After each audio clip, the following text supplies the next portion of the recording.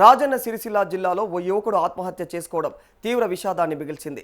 ఎల్లారెడ్డిపేట మండలం రాచర్ల గొల్లపల్లి గ్రామానికి చెందినటువంటి పిట్ల వంశీ అనేటువంటి యువకుడు తన ఇంట్లో ఉరివేసుకొని బలవన్ మరణానికి పాల్పడ్డాడు.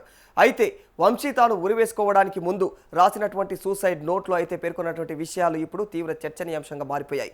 తన చావుకు కేవలం ప్రధానమంత్రి నరేంద్ర మోదీనే కారణమని పేర్కొనడం తీవ్ర కలకలం రేపుతోంది. తన కుటుంబంలోని ఎవరిని కూడా ఇబ్బంది పెట్టవద్దని మరి అందులో రాయడం అయితే ఇప్పుడు చర్చకు దారితీసింది.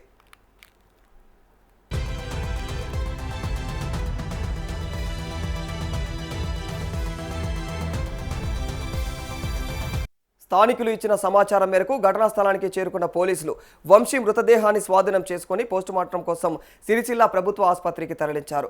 ఘటనా స్థలంలో లభించినటువంటి ఆత్మహత్య లేఖను స్వాధీనం చేసుకున్నటువంటి పోలీసులు ఈ ఘటనపైన కేసు నమోదు చేసుకుని దర్యాప్తును చేపట్టారు.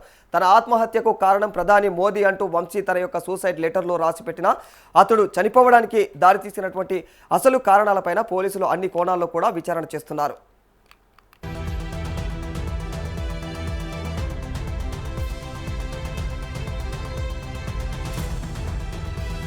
తెలంగాణలో ఎస్ఐఆర్ ప్రక్రియ కొనసాగుతూ ఉండగా వంశీ అదే ఎస్ఐఆర్ ఫామ్ మీద స్పష్టంగా సూసైడ్ నోట్ రాసిపెట్టి ఉరివేసుకోవడం తీవ్ర చర్చనీయాంశంగా మారిపోయింది.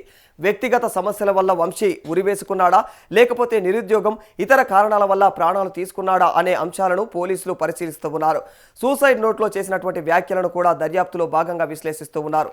అయితే ఇప్పటి వరకు వంశీ ఆత్మహత్యకు గల కారణాలపైన పోలీసులు ఎలాంటి అధికారిక ప్రకటన చేయలేదు.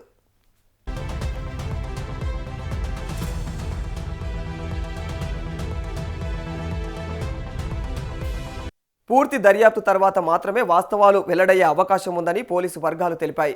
వంశీ ఆత్మహత్యతో గొల్లపల్లి గ్రామంలో అయితే తీవ్రమైనటువంటి విషాద ఛాయలు అలుముకున్నాయి.